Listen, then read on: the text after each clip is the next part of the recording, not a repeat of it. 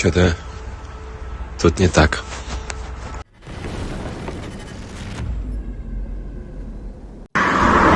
Ukrainians have found the best way to bring Russia to its knees, since its entire economy is built around oil and gas production. A Ukrainian drone struck the Gazprom Neftekhim Salavat oil refining facility in Russia, located about 1,400 kilometers from Ukraine. The Exilanova Plus channel published footage from local residents.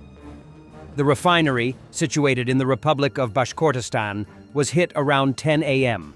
According to Exilanova sources, the ELOUAVT-4 distillation unit was targeted. Residents reported seeing a drone-like aircraft flying over the city.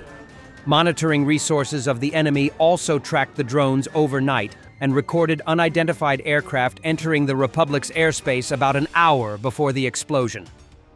Bashkortostan Governor Radi Khabarov confirmed the attack and claimed that 2 aircraft-type drones struck the site.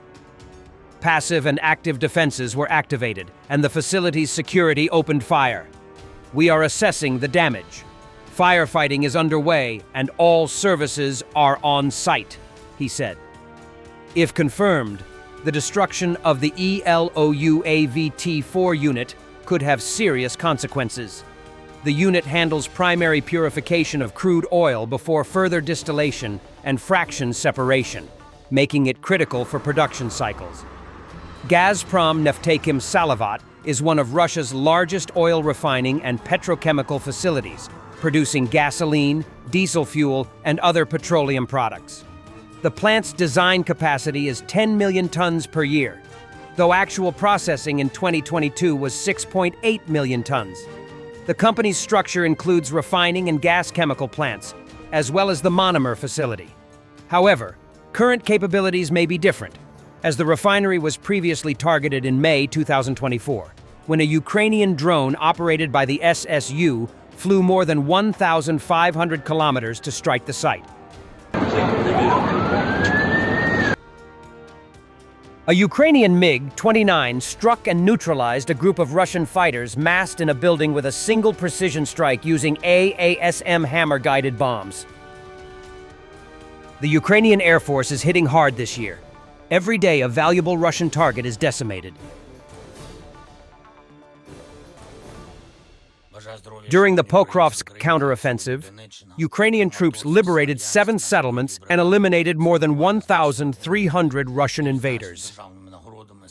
Commander-in-Chief Oleksandr Syrsky reported this to Volodymyr Zelensky, who visited the command post of the air assault troops in the Donetsk region. Since the beginning of the operation, Ukrainian forces have liberated 160 square kilometers in the areas of Pokrovsk and Dobropilya, and more than 170 square kilometers have been cleared of the invaders. 7 settlements in the area have been liberated, and 9 more have been cleared of Russian presence. The troops also managed to significantly replenish the exchange fund by capturing almost 100 Russian soldiers.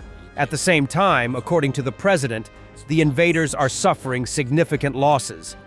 Any group of invaders trying to enter here is destroyed by our guys.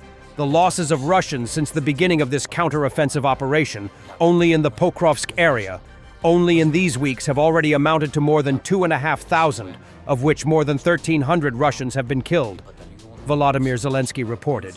It is reported that the 7th Corps of the Airborne Assault Troops, which includes the 25th, 77th, 79th, and 81st Airborne Brigades, as well as the 78th Airborne Assault Regiment, operates in the Pokrovsk area. In August, its units cleared out Russian infantry that had infiltrated the city.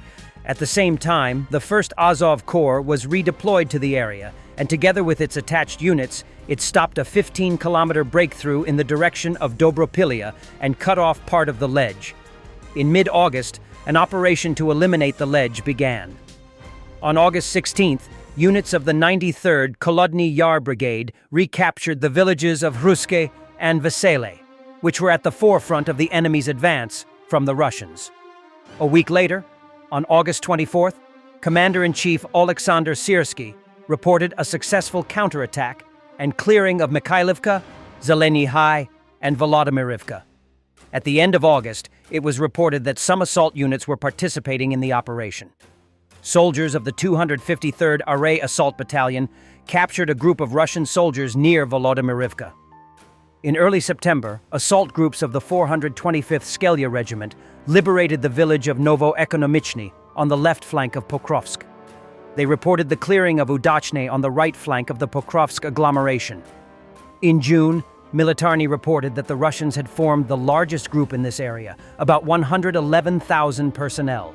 In September, the command of the 7th Airborne Forces Corps reported the detection of Russian Marine units, namely the 155th and 45th Brigades, as well as the 177th Regiment. Together with them, the 11th Airborne Brigade and units from the 76th Airborne Division arrived in the area. All of them were redeployed from the Sumy and Kursk directions. Tank crews of Ukraine's 63rd Mechanized Brigade of the 3rd Army Corps destroyed a building at close range that had been occupied by Russian infantry. The press service of the 3rd Army Corps released a video of the battle. In one of the settlements within the 3rd Army Corps' area of responsibility, the enemy had entrenched themselves in an abandoned residential building. To eliminate the enemy forces, a tank from one of the battalions was deployed. The combat vehicle drove up close to the building and opened precise fire. Accurate shots completely destroyed the building, along with the Russian assault troops who were positioned inside. In addition to the 3rd Separate Assault Brigade, which became the core of the 3rd Army Corps, it also includes the 53rd, 63rd, and 63rd Mechanized Brigades of the Armed Forces of Ukraine. As of early August, the 3rd Army Corps took up a section of the front line in the Luhansk region, where it is simultaneously confronting 3 Russian armies: the 1st Tank Army and the 20th and 25th Combined Arms Armies of the Russian Federation. Well, if they did sanctions President Trump. or tariffs or But if Europe did something with respect to China, I think China would probably maybe force an end to the war. Well, if they did sanctions as an example or tariffs or whatever you want to call it, if they did that on China, I think the war would maybe end because China is by far the biggest purchaser of oil from Russia. And I think they have other powers over Russia, too. I'm speaking with President Xi, as you know, on Friday, having to do with TikTok and also trade, and we're very close to deals on all of it. And my relationship with China is very good. You know, we have a trade deal with them. We had a very good meeting the other day. And it sounds like they've approved TikTok, and TikTok is a tremendous amount of money for the United States, so that was nice. But we'll see how that all works. But if Europe did something with respect to China, I think China would probably maybe force an end to the war. Is there any openness to that? Did Starmer say they would consider that? Well, I would have done something too. But again, you can't have Europe buying oil from Russia and then have me getting upset with China because they're buying oil from Russia. Thanks for watching, and don't forget to subscribe. Also, if you want to support Warthog Defense, please become our member and get early access to new videos, exclusive members-only videos, and become administrator in comment section. The membership link is in the description. Every day. We had a guy last week at 6 rescues in 6 days. You know, he's doing the job every day.